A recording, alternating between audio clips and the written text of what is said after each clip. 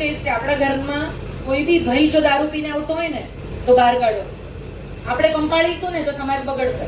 આપણે નહીં પંપાળીએ ને તો આગળ કશું આગળ વધવાનું નથી. આજે તમારે ઘરમાં જે વસ્તુ બને છે, હું તો દીકરીઓને એટલું ચોક્કસ કહીશ કે આપણા માટે કેમ સલાહ આવે? આપણા જ માટે સલાહ આવે, દીકરાઓ માટે કોઈ સલાહ નહીં. કેમ દીકરો સમાજ નથી બગાડતો?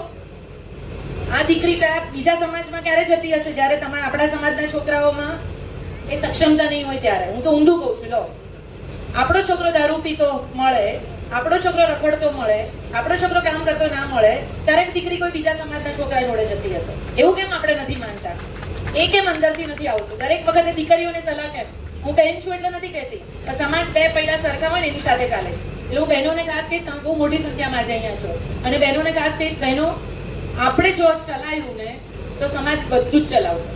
આપણે ના ચલાવ્યું તો આગળ કઈ નહીં ચલાવે. અમે બી બહાર ફરીએ છીએ, તો અમને તકલીફ નહીં પડતી હોય કામ કરવામાં? અમે બહાર નીકળ્યા છીએ તો શું અમારા ઘરના લોકો ભૂખ્યા રહેતા હશે? અમે બહાર નીકળીએ છીએ તો અમારા છોકરાઓને સંસ્કાર નહીં મળતા હોય? પણ અમે મિશન લીધું કે સમાજ માટે, દેશ માટે કંઈ કરવું છે. એટલે બહેનોને ખાસ વિનંતી કે આપણું સંગઠન બહુ સ્ટ્રોંગ કરો કે જેનાથી આપણે સરસ કામ કરીએ અને આપણે ઉદાહરણીય બનીએ.